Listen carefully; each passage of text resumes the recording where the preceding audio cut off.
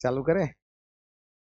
इस खूबसूरत दुनिया को बनाने वाला अगर कोई भगवान है तो उस भगवान की जो लैंग्वेज रही होगी वो मैथमेटिक्स रही होगी। इस बात को दुनिया के सामने सबसे पहले यूक्लिड ने कहा था। और इस बात में सच्चाई भी है भैया।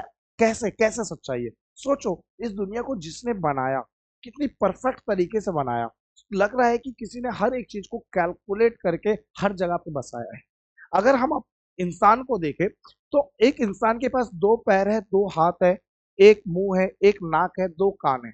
सोचो, एक इंसान को तीन पैर भी तो दिया जा सकता था। कितना बुरा लगता, कितना वाहियात लगता देखने में। तो सोचो, जिसने हमें बनाया उसको कहीं ना कहीं मैथमेटिक्स तो आती होगी, क्योंकि उसे तो पता होगा कि एक परफेक्ट इंसान बनाने के लिए दो पैर की जरूरत है, तीन पैर की जरूरत नहीं है ना?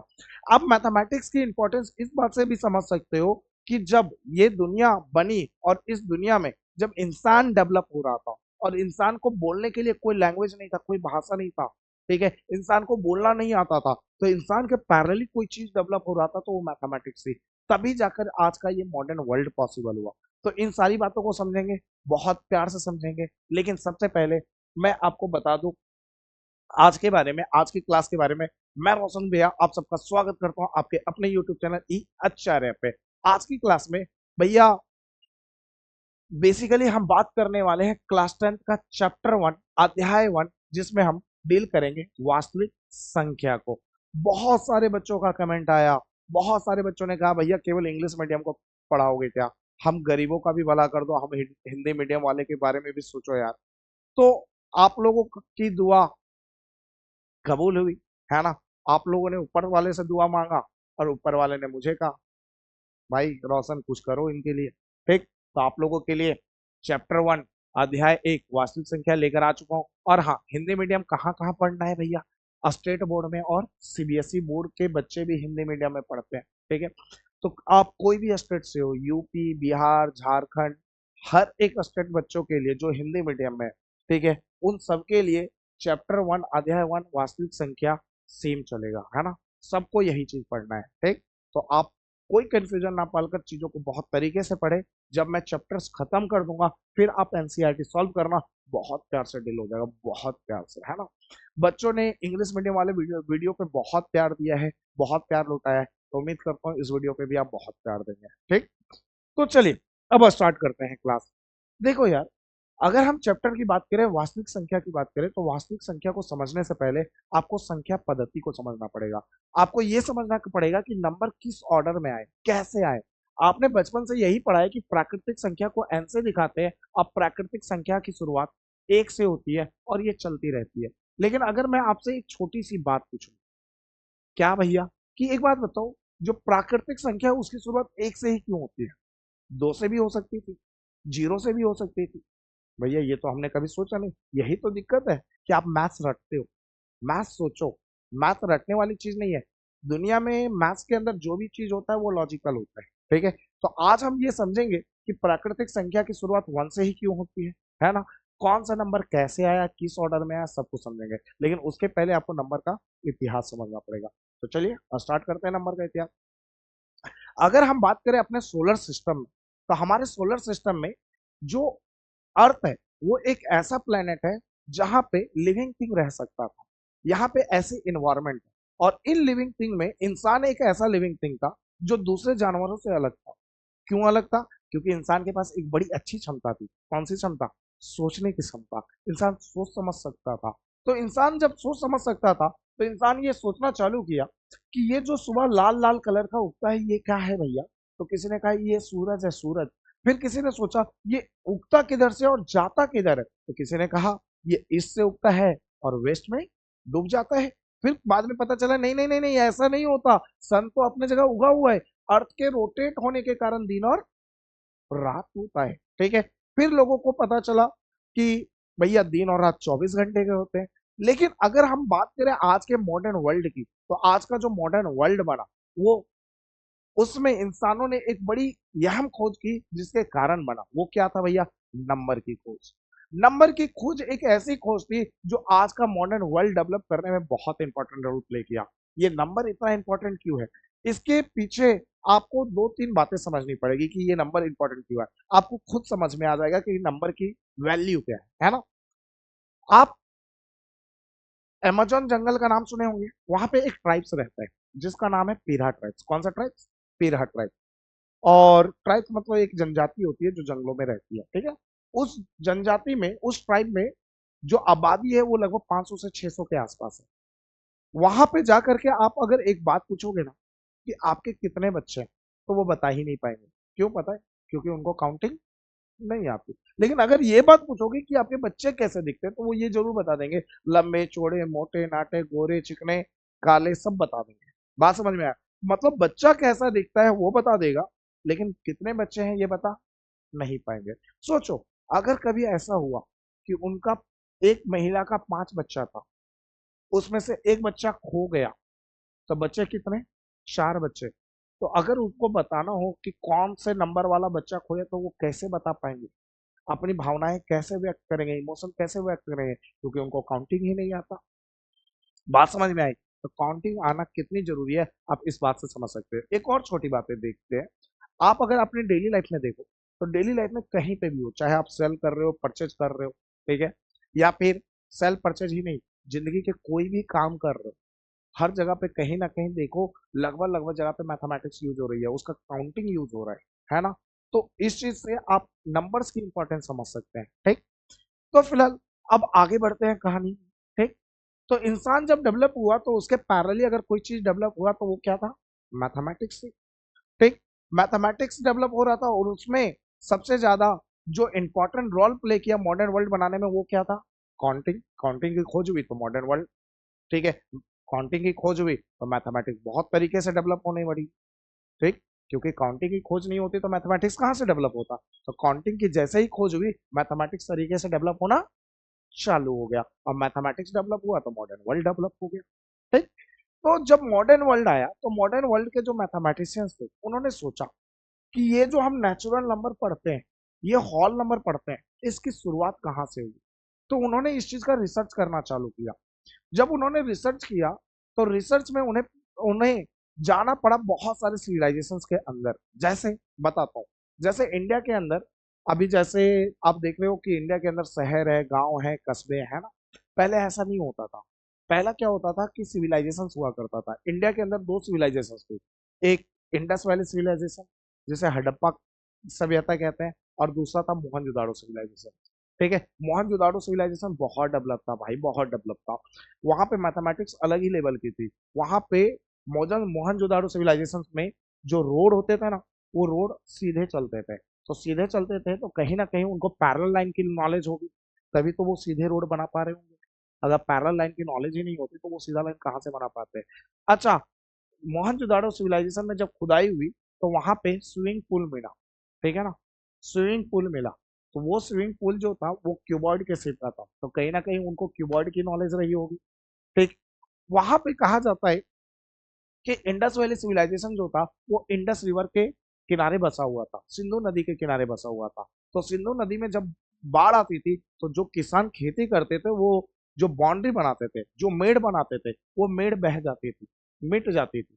तो फिर जब बाढ़ का टाइम खत्म होता था, नॉर्मल टाइम चालू होता था, तो वहां का जो राजा होगा, या जिन लोगों को वहां के राजा ने बागडोर दिया होगा, उन लोगों वो लोग फिर से जमीन की बटाई करते होंगे, बांटते होंगे। तो कहीं ना कहीं उनको पैरीमीटर और एरिया का नॉलेज होगा, लेंथ ब्रेथ का नॉलेज होगा। तो इसीलिए मैथमेटिशियन ने सिविलाइजेशन को स्टडी करना चालू किया, क्योंकि सिविलाइजेशन से ही हमें पता चल सकता था कि कहाँ पे क्या डेवलप हुआ है, ठीक। तो मैथमेटिशियंस जो थे वो रोमन सिविलाइजेशन को पहले स्टडी करते। जब रोमन सिविलाइजेशन को स्टडी करते हैं तो उनको पता चलता है कि रोमन सिविलाइजेशन से रोमन नंबर की खोज हुई। तो रोमन नंबर कैसे आया वो भी बड़ी इंटरेस्टिंग थी, ध्यान से सुनिएगा।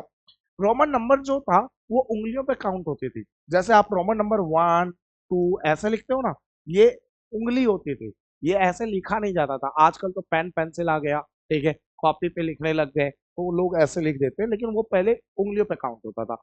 एक उंगली का मतलब एक होता था, दो उंगली का मतलब दो होता था, तीन उंगली मतलब तीन, चार उंगली मतलब चार, ऐसा नहीं था।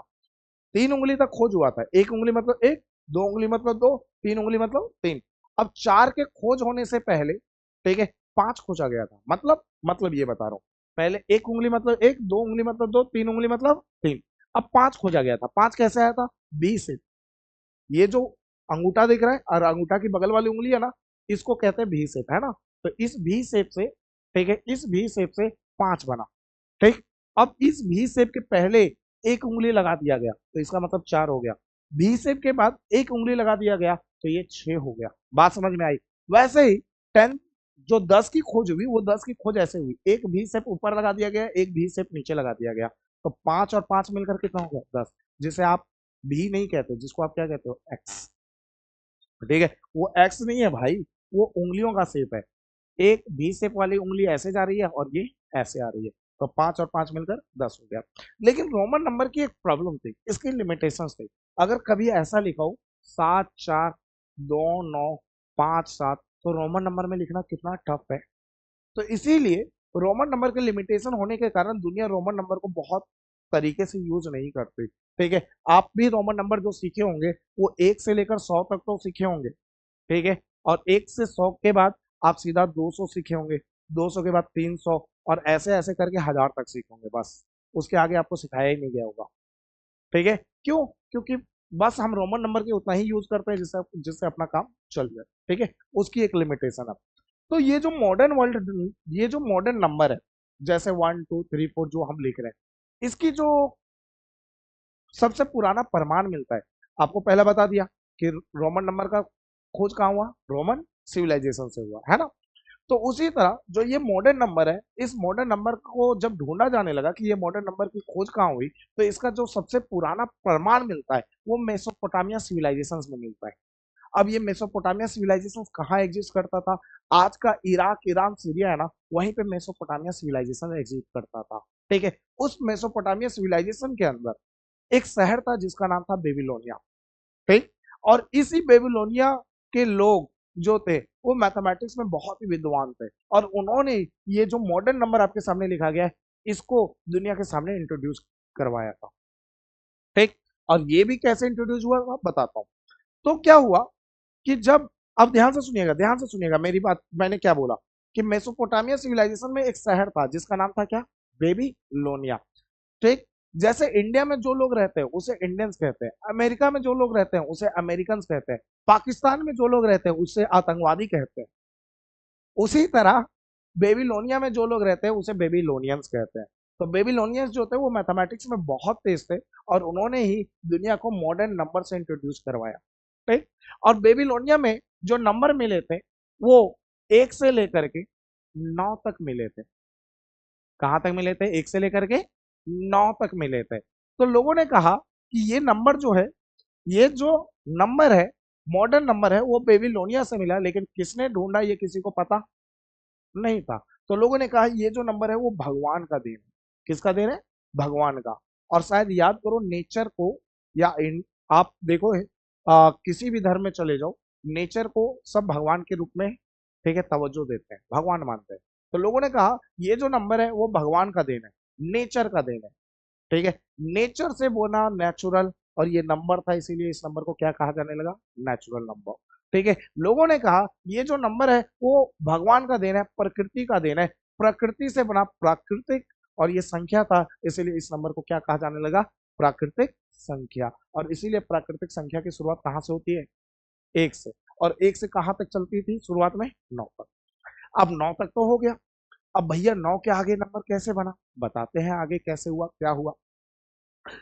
मुझे ऐसा लगता है, मुझे ऐसा क्या लगता है, मतलब मैं इस चीज को कहूंगा कि थोड़ा सा मुझे ऐसा फील होता है कि हुआ कुछ ऐसा होगा कि इंडिया में पहले गुरुकुल चला करते थे, सबको पता है, जहाँ पे क्या होता था कि बच्चे जो है वो घर छोड़ करके गुरुजी के पास जाते थे, आश्रम में रहते थे, गांव गांव भिक्षा मांगते थे, भिक्षा और जंगलों से लकड़ियां काट कर लाते थे, और खाना पकाते थे, गुरुजी को खिलाते थे, सेवा करते थे गुरुजी का, और गुरुजी उनके बदले उनको ज्ञान देते थे। हुआ कुछ ऐसा होगा कि गुरुजी एक बार पढ़ा रहे होंगे और गुरुजी बच्चों से पूछे होंगे कि 5 में अगर 2 गया तो कितना बचा। तो बच्चों ने कहा होगा 3 बचा, और देखो 5 एक नेचुरल नंबर है, 2 एक नेचुरल नंबर है, और जो आंसर आया वो भी नेचुरल नंबर है। लेकिन क्लास में हर एक बच्चा एक जैसा तो नहीं होता है, कुछ बदमाश टाइप के भी बच्चे होते हैं। तो एक बच्चा पूछ लिया होगा, गुरु जी 3 में 3 जाएगा तो कितना बचेगा? हमें तो पता है 3 में 3 जाएगा तो 0 बचेगा, बट 0 की खोज उस टाइम नहीं हुई थी, तो बेचारे गुरु जी हो गए होंगे परेशान। तो और गुरुजी परेशान हो गए होंगे, गुरुजी बोले होंगे ठीक है बताएंगे बताएंगे, ठीक है बाद में बताएंगे। गुरुजी इस प्रश्न को लेकर के बाबा के पास गए होंगे, ठीक, बाबा के पास पहुंचे होंगे। पहले के टाइम के बाबा बड़े अच्छे होते थे, सब राम रहीम जैसे थोड़ी ना होते, अच्छे बाबा होते थे, है ना। तो पहले के बाबा के पास पहुंचे, अच्छे वाले बाबा के पास पहुंचे।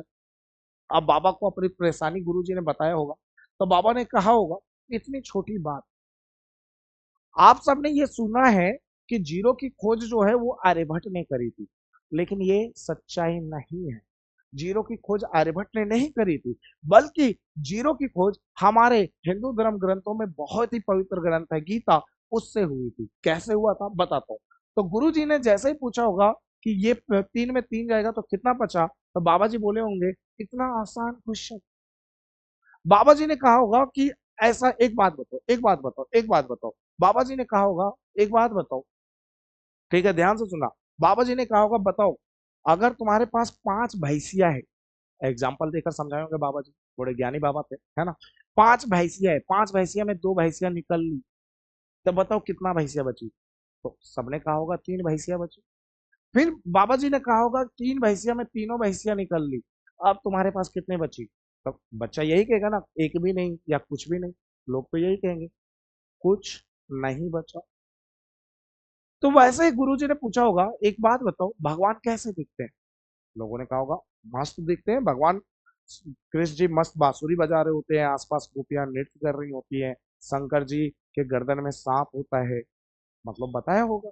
लेकिन फिर गुरु जी ने तुरंत ही क्वेश्चन पूछा होगा कि एक बात बताओ, क्या तुमने भगवान देखा है। सब शांत, यार हमने तो नहीं देखा, ठीक है कभी नहीं देखा। फिर गुरु जी ने पूछा, मतलब गुरु जी, बाबा ने पूछा एक बात बताओ, जब तुमने भगवान नहीं देखा तो शायद तुम्हारे पूर्वज ने देखा होगा। बोला ना ना, उन्होंने भी नहीं देखा। तो तुम्हें कैसे पता कि भगवान ऐसे दिखते हैं। कृष्ण जी जो है वो बांसुरी बजा रहे होते हैं, उनके सर पे मोर होता है, कैसे पता।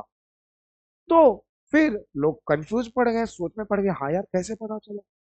तो बाबा ने एक्सप्लेन किया कि देखो यार, बहुत बार हम किसी इंसान को नहीं देखते, लेकिन लोगों की बातों को सुन करके हम एज्यूम लेते हैं कि सामने वाला ऐसा दिखता होगा, और उसकी बातों को सुन करके हम उसकी स्केच तैयार कर देते हैं।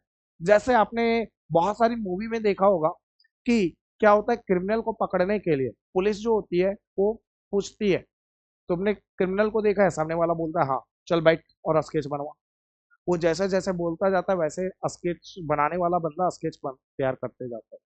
तो हो सकता है कि किसी ने भगवान के करैक्टर के बारे में, भगवान के बारे में उल्लेख किया होगा, अच्छे से एक्सप्लेन किया होगा, और उस चीज को सुन करके किसी ने भगवान की स्केच तैयार कर दी होगी, और उसी स्केच की आज हम पूजा करते हैं। और इसी चीज को हमारे हिंदू धर्म ग्रंथों में लिखा गया है कि भगवान का जो आकार होता है, ध्यान से सुनिएगा, तो इसका मतलब है कि भैया जो स्केच तैयार हुआ वो किसी का एजम्पशन है, क्रिएशन है, हाँ जी। लेकिन नॉर्मली भगवान का आकार कुछ नहीं होता, किसी ने भगवान को देखा नहीं है, तो भगवान का आकार कैसा होता है। सबने कहा कि यार ऐसे तो पूछा जाए तो भगवान का आकार कुछ नहीं होता। लोगों ने कहा भगवान का आकार कुछ नहीं होता। फिर से पूछ रहा हूँ, भगवान का आकार कैसा होता है। लोगों ने कहा भगवान का आकार कुछ नहीं होता। इसी चीज को हमारे हिंदू धर्म ग्रंथों में लिखा गया है, भगवान का आकार शून्य होता है। तो कुछ नहीं को क्या कहा जाने लगा, शून्य। और यहां से जीरो की खोज हुई, तो 3 में से 3 गया, तो आपने क्या कहा था, कुछ नहीं बचा। और कुछ नहीं को क्या कहने लगे दुनिया वाले, शून्य। और यहां से जीरो की खोज हुई। लेकिन जीरो की खोज होने के बाद जीरो की इंपॉर्टेंस किसी को पता नहीं थी, लोग भाव ही नहीं देते थे साला जीरो को, इज्जत ही नहीं करते थे, कदर ही नहीं करते थे। तो आर्यभट्ट पहले इंसान बने जिन्होंने दुनिया को जीरो की इंपॉर्टेंस बताई, जीरो की वैल्यू बताई। उसके बाद दुनिया जीरो की कद्र करने लगी, रिस्पेक्ट करने लगी। मुझे नहीं पता कि इस बात में कितनी सच्चाई है, या लोग कितने एग्जिजरेट करके इस बात को कहते हैं कि आर्यभट्ट ने जीरो पे 7 दिन तक स्पीच दिया था। तो मुझे लगता है 7 दिन तक तो लगातार दिया नहीं होगा, कुछ हुआ ऐसा होगा कि हर दिन में 24 घंटे होते हैं, तो 24 घंटे में कुछ घंटे ऐसे होंगे, ज्यादा से ज्यादा 5 से 6 घंटे हर रोज जीरो के बारे में एक्सप्लेन करते होंगे, है ना। और लोगों को फिर जीरो के बारे में और अच्छी नॉलेज हुई होगी। तो कहा जाए तो जीरो की खोज जो थी वो हिंदू धर्म ग्रंथों से हुई थी, लेकिन आर्यभट्ट पहले इंसान थे जिन्होंने दुनिया को जीरो की इंपॉर्टेंस बताई, जीरो की वैल्यू बताई। इसलिए दुनिया मानने लगी जीरो की खोज किसने करा, आर्यभट्ट ने करा। लेकिन ऐसी नहीं है, ऐसी सच्चाई नहीं है। जीरो की खोज कहाँ से हुई? हिंदू धर्म ग्रंथों में बहुत ही पवित्र ग्रंथ है गीता, वहां से हुई। बल्कि आर्यभट्ट ने क्या किया था? जीरो की इंपॉर्टेंस दुनिया को बताई थी। अच्छा, जीरो की जब खोज हुई तो ये नंबर जो 9 तक था वहां से 10 बना, 10 से 11 बना, 11 से 12 बना, और जो नेचुरल नंबर पहले 9 तक था वो आगे बढ़ता चला गया। तो लोगों ने पूछा ये आगे कहां तक जाएगा? लोग इसमें भी बड़े कंफ्यूज। तो फिर बाबा ने कहा एक बात बताओ, भगवान का आकार कैसा होता है? तो लोगों ने कहा भगवान का आकार अभी तो बताया आपने, कुछ नहीं होता, उसी चीज को लिखा गया भगवान का आकार शून्य होता है। फिर बाबा ने कहा एक बात बताओ, भगवान कहाँ बसते हैं? तो लोगों ने कहा भगवान चारों तरफ बसते हैं, हर जगह भगवान है। तो उसी चीज को हमारे हिंदू धर्म ग्रंथों में जो पवित्र ग्रंथ है गीता, उसमें लिखा गया है भगवान अनंत में बसते हैं। अनंत मतलब हर जगह बसते हैं। उसी तरह लोग कहने लगे ये नंबर कहाँ तक चलेगा? लोग कहने लगे ये नंबर अनंत तक चलेगा। अनंत को इंग्लिश में कहते हैं इन्फिनिटी। तो लोग कहने लगे ये नंबर इन्फिनिटी तक चलेगा, इसका कोई एंड नहीं है। बात समझ में आई? तो ध्यान रखिएगा दो चीज, जीरो और इन्फिनिटी की जो खोज हुई थी। जीरो तो आपको पता ही है, इन्फिनिटी को कुछ ऐसे लिखते हैं भाई, जो 8 होता है ना उसको थोड़ा लेटा दो, ठीक है, ये इन्फानाइट का साइन होता है, ठीक। तो ध्यान रखिएगा जीरो और इन्फानाइट की जो खोज हुई थी, ठीक है, वो हमारे हिंदू धर्म ग्रंथों के बहुत ही पवित्र ग्रंथ गीता से हुई थी। ये बड़ी इंपॉर्टेंट है ना।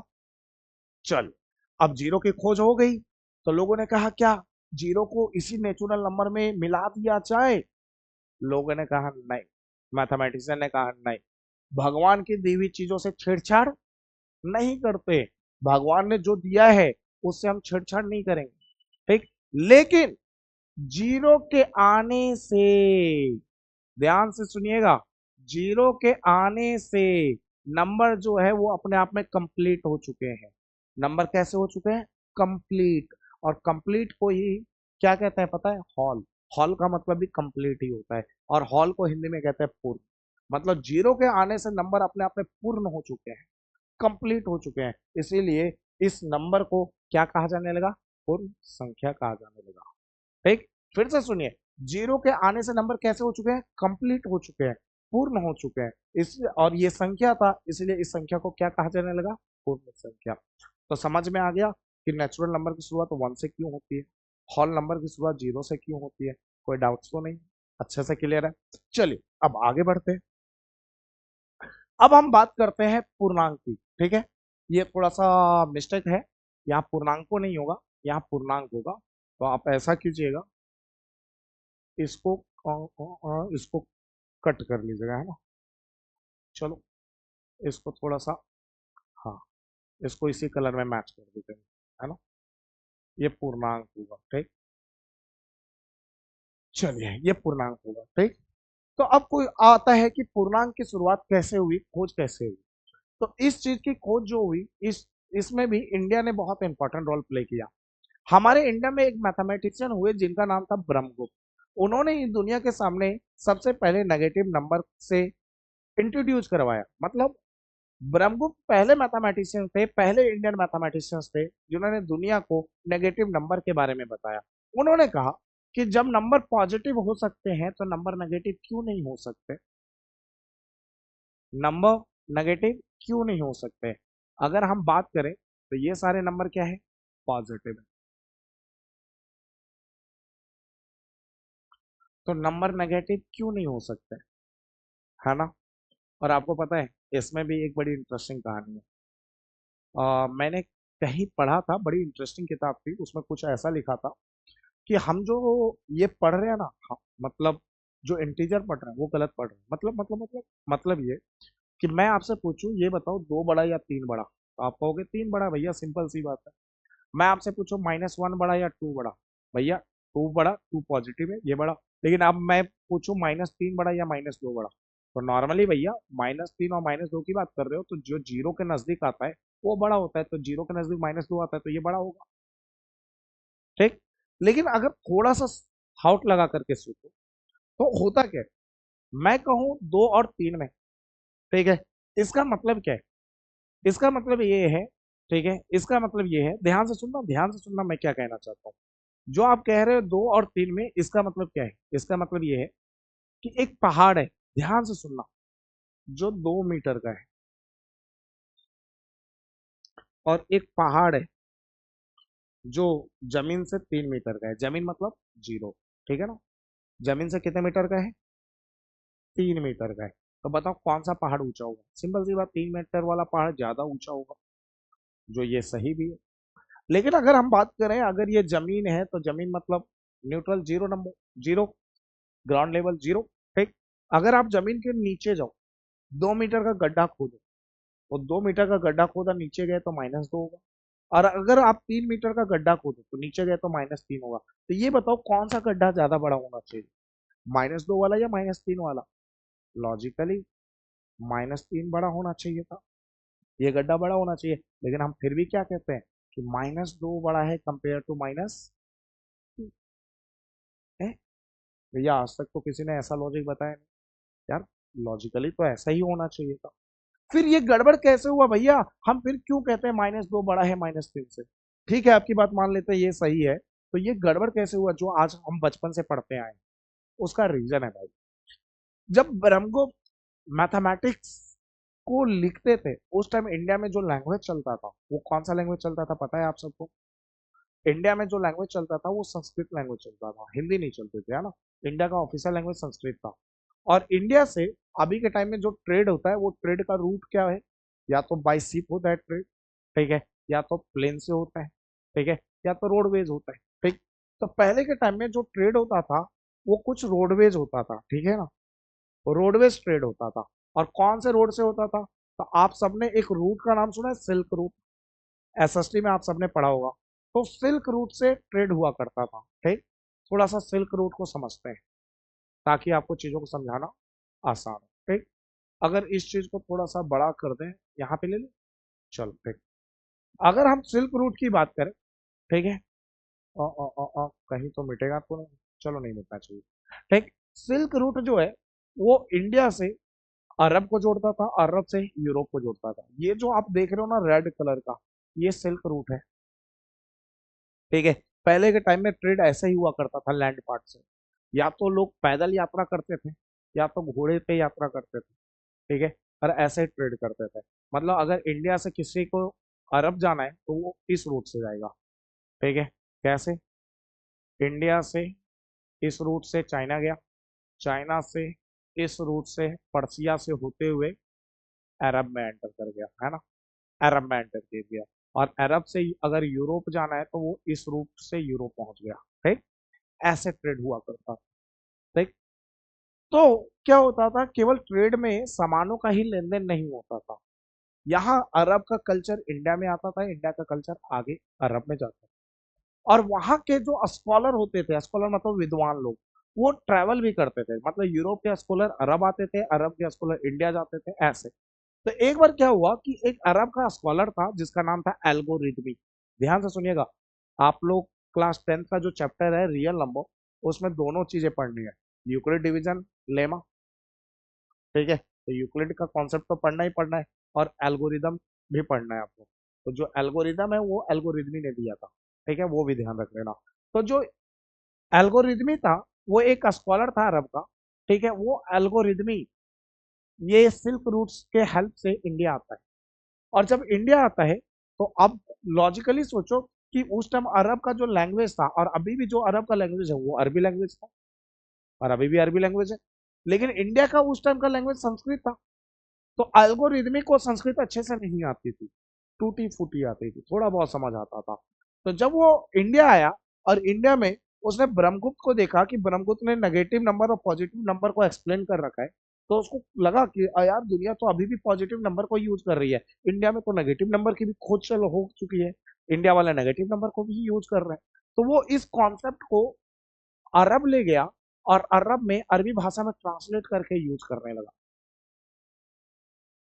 फिर जो यूरोप के स्कॉलर थे वो इस रास्ते से अरब आते थे, और जब वो अरब आए तो उन्होंने देखा कि अरब वाले लोग, अच्छा, नेगेटिव नंबर के बारे में पता है इनको, अच्छा, तो वो इस चीज को कॉपी करके यूरोप ले गए और उन्होंने इंग्लिश में ट्रांसलेट कर दिया, ठीक। अब यहाँ पे क्या हुई होगी, या तो इंडिया में संस्कृत लैंग्वेज चल रहा था, अरब में अरबी लैंग्वेज, और यूरोप में इंग्लिश लैंग्वेज। कहीं ना कहीं तो गड़बड़ हुई है ट्रांसलेशन में। संस्कृत से या तो अरबी में ट्रांसलेशन में गड़बड़ी गड़बड़ हुई या अरबी से इंग्लिश में ट्रांसलेशन में गड़बड़ हुई। उन्होंने क्या किया कि ब्रह्मगुप्त ने एक काम किया था, पॉजिटिव नंबर को अलग एक्सप्लेन किया था, नेगेटिव नंबर को अलग एक्सप्लेन किया था। और इन्होंने क्या किया, ठीक है, या तो अरब में ये गलती हुई या यूरोप में गलती हुई। इन्होंने क्या किया, पॉजिटिव और नेगेटिव नंबर को एक ही लाइन में एक्सप्लेन कर दिया। ठीक है, इसीलिए आज भी आप पढ़ते हो कि -2 जो है वो बड़ा होता है कंपेयर टू -3। ठीक। अब ठीक है, गलत ट्रांसलेट कर दिया तो ये क्यों पढ़ते हैं हम, यही पढ़ लेना चाहिए। अरे रे नहीं नहीं नहीं, इसके आगे की कहानी तो सुनो। तो ये जो यूरोप है, ये यूरोप जो है, यूरोप में इंग्लैंड आता है, फ्रांस आता है, इटली, जर्मनी, ये सब आते हैं, है ना, और पुर्तगाल वगैरह आते हैं। तो इन लोगों ने क्या किया था, आप अगर थोड़ा सा पीछे जाओ तो आपको पता है कि यूरोप के लोगों ने पूरी दुनिया पे कब्जा कर रखा था। अगर पूरी दुनिया में 200 देश हैं तो 200 देश में से लगभग 180 से 190 देश इनका गुलाम रहे। और ये गुलाम जब बनाते थे तो केवल वहां ट्रेड नहीं करते थे, जो उनकी कल्चर है, ठीक है, जो उन्होंने बनाया है उन सब चीज को उनके ऊपर थोप दिया जाता था। तो जो उन्होंने यहाँ से जो कॉपी करी थी ना, और जो इन्होंने क्रिएट किया था वो पूरी दुनिया पे थोप दिया। जब दुनिया ग्लोबल हुई, आजाद हुई, ठीक है, जब इंडिया आजाद हो गया, अरब, बेसिकली ये भी गुलाम था, ये भी आजाद हुआ, ठीक है, अमेरिका भी आजाद हुआ। ठीक, जब दुनिया ग्लोबल हो गई आजाद होने के बाद, जब दुनिया आजाद हुई और ग्लोबल हुई, तो अरब वालों ने क्लेम किया कि ये जो नंबर सिस्टम तुम पढ़ा रहे हो ना हमें, ये जो नंबर सिस्टम है वो हमारा देना है भैया। तो इसीलिए ये जो नंबर सिस्टम है, इस नंबर सिस्टम का जो नाम रख दिया गया था शुरू में, उसका नाम रख दिया था अरेबिक नंबर सिस्टम। मिट गया, चलो फिर से, कोई नहीं, फिर से लिख लेते हैं, है ना। ये जो नंबर सिस्टम आपके सामने दिख रहा है, ये जो नंबर सिस्टम, संख्या पद्धति आपके सामने दिख रहा है, इस संख्या पद्धति को दुनिया वाले क्या कहते थे, इस संख्या पद्धति को दुनिया वाले शुरुआत में कहते थे अरेबिक नंबर सिस्टम, अरेबिक संख्या पद्धति। ठीक है, और आप जब बचपन में थर्ड फोर्थ में होंगे तो आपने पढ़ा भी होगा। ठीक, और बाद में जब इंडिया वालों ने क्लेम किया, नहीं नहीं नहीं, जो अरब वालों ने क्लेम किया ना उससे ज्यादा पुराना पुराना प्रमाण हमारे पास है भैया, ये इंडिया में खोज हुआ है नेगेटिव नंबर का। तो लोगों ने क्या किया, लोगों ने कहा कि ऐसा हुआ होगा कि ये जो नंबर है वो इंडिया में खोज हुआ और इंडिया से अरब गया, इसलिए इसका नाम रख दो इंडो अरेबिक नंबर सिस्टम। समझ में आ गया। तो जो इंडो अरेबिक संख्या पद्धति है, जो आपने बचपन में तीसरी और चौथी में पढ़ी, उसके पीछे की कहानी ये है क्योंकि वो नंबर इंडिया में खोज हुई, इंडिया से अरब गया और अरब से फिर यूरोप गया और यूरोप से पूरी दुनिया में फैले, इसलिए उसका नाम रख दिया गया इंडो अरेबिक नंबर सिस्टम। ठीक, लेकिन जो ये गलती है, जो आज हम पढ़ते हैं -2 बड़ा है -3 से, ये आज भी नहीं सुधारा गया। ठीक है, तो भैया हम क्या कहें, -2 बड़ा है -3 से या -3 बड़ा है -2 से? अगर फैक्ट बताऊं तो सही तो यही है। ठीक, लेकिन क्या कर सकते हैं, हमारे एजुकेशन सिस्टम पे अंग्रेजों का बहुत बड़ा प्रभाव है ना, बहुत बड़ा प्रभाव है। तो इस चीज को अभी दुनिया एक्सेप्ट की नहीं है, तो हम इसी चीज को मानकर चलेंगे। लेकिन आपको समझ तो पता चल गया, आपको चीजें पता तो चल गई कि क्या हुआ था, कैसे हुआ था। कम से कम आपको लोग जबरदस्ती गलत तो नहीं पढ़ा सकते ना। हाँ ठीक है, पर भैया हम कौन सा यूज करें, ये यूज करें या ये यूज, सिंपल सी बात है, ये नॉलेज के लिए था ताकि आपको अपनी इतिहास पता हो। ठीक है, लेकिन हमें नंबर तो इसी पे मिलेगा ना, तो हम यही यूज करेंगे। ठीक है ना, हम यूज यही करेंगे, लेकिन नॉलेज आप, हमें पता होना चाहिए चीजें कैसे हुई थी, क्या हुई थी। ठीक है ना। ठीक, तो ध्यान रखिएगा नॉर्मली कि भैया कंफ्यूजन मत होना, जीरो के जो नजदीक होता है वो बड़ा होता है कंपेयर टू दूर वाले से, है ना। तो -2 बड़ा है -3 से, किसके लिए, पेपर के लिए, नॉलेज के लिए, अपने कल्चर के लिए, ये सही है। ठीक है ना। फिलहाल उम्मीद है आपको अच्छे से पूर्णांक समझ में आ गया। अब पूर्णांक के कुछ पार्ट होते हैं भाई, ये भी समझ लो। तो मैं इसको नोट में लिख देता हूँ, नोट में। ठीक, नोट में लिख देता हूँ। नोट में पहला पॉइंट है धनात्मक पूर्णांक।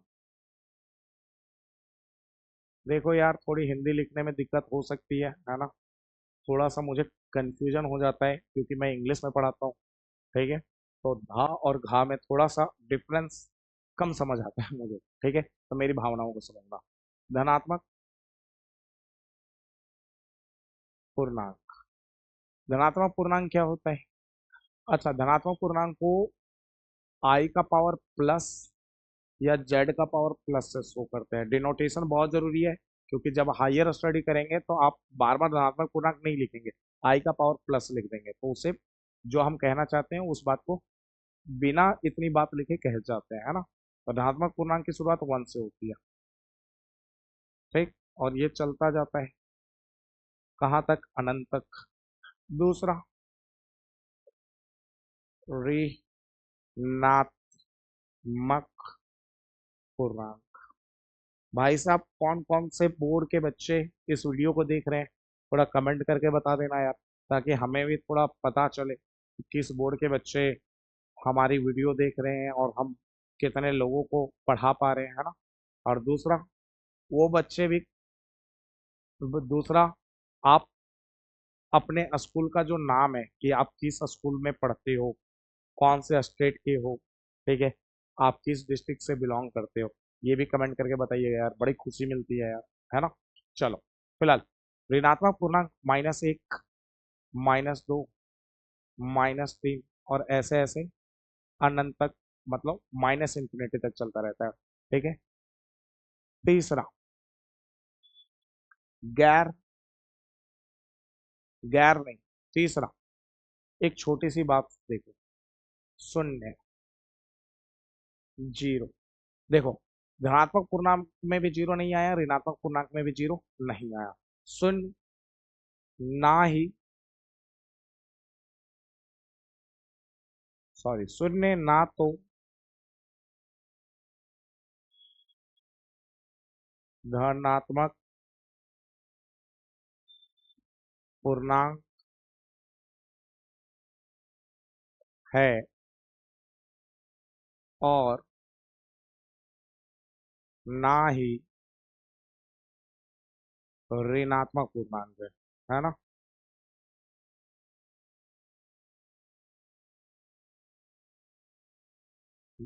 शून्य जो है वो ना तो धनात्मक पूर्णांक है और ना ही ऋणात्मक पूर्णांक है। ठीक।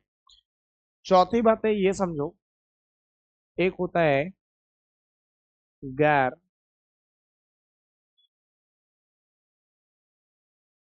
ऋणात्मक पूर्णांक। ये कौन सी वाला है गैर ऋणात्मक पूर्णांक, समझो।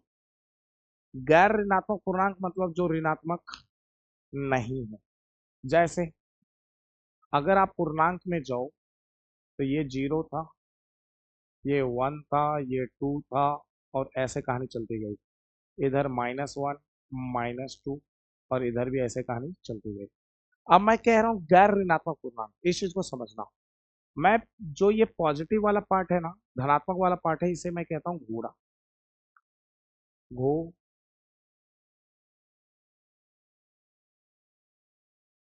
घोड़ा, है ना। ये जो नेगेटिव वाला पार्ट है, ऋणात्मक वाला पार्ट है, इसे मैं कहता हूँ गधा। ठीक। और ये जो जीरो है, इसको मैं कहता हूँ खच्चर। खच्चर क्या होता है? घोड़े और गधे का मिक्सचर। मैं कहूँ गैर ऋणात्मक पूर्णांक बताओ। गैर ऋणात्मक मतलब जो ऋणात्मक नहीं है। तो मैं कह रहा हूँ गधा, वह वो लोग आ जाओ मेरे पास जो गधा नहीं है। तो एक तो घोड़ा आएगा। ठीक है, मैं कहूँ गधा नहीं चाहिए भाई, गधा नहीं चाहिए, तो गधा नहीं चाहिए तो एक तो घोड़ा आएगा। और जीरो भी तो कहेगा कि भैया हम गधा नहीं है, हम तो खच्चर है, हमें भी शामिल करो। तो उसी तरह जब मैं कह रहा हूँ ऋणात्मक नहीं चाहिए, गैर ऋणात्मक पूर्णांक मतलब ऋणात्मक नहीं चाहिए, ऋणात्मक नहीं चाहिए मतलब गधा नहीं चाहिए, तो कौन कौन आएगा? एक तो घोड़ा आएगा और दूसरा खच्चर आएगा। तो गैर ऋणात्मक पूर्णांक की शुरुआत कहाँ से होती है? जीरो से होती है ना। और ये अनंत तक चलते रहता है। ठीक। पांचवा आता है गैर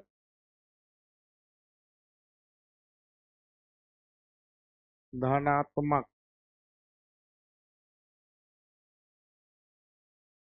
पूर्णांक। ठीक है ना, गैर धनात्मक पूर्णांक। ठीक। अब गैर धनात्मक पूर्णांक का मतलब धनात्मक नहीं चाहिए। धनात्मक नहीं चाहिए मतलब घोड़ा नहीं चाहिए।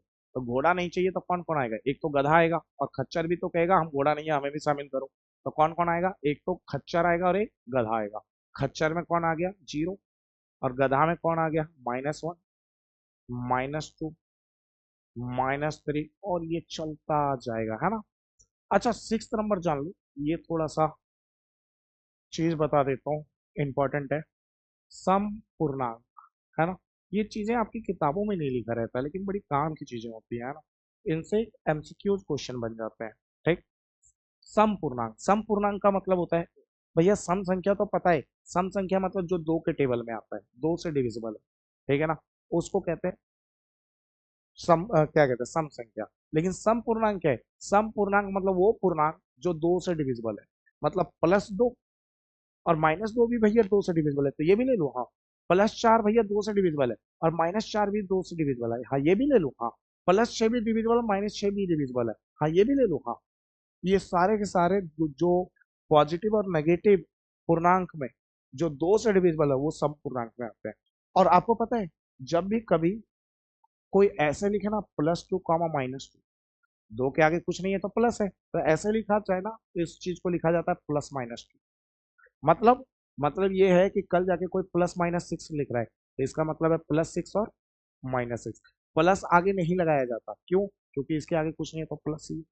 तो जब हम सम पूर्णांक की बात कर रहे हैं, तो सम पूर्णांक में कौन कौन आएगा? जो 2 से डिविजिबल है, वो पूर्णांक जो 2 से डिविजिबल है, तो +-2, मतलब +2 भी और -2, +-4, +-6, ये सम पूर्णांक में आएंगे। क्लियर है ये बातें?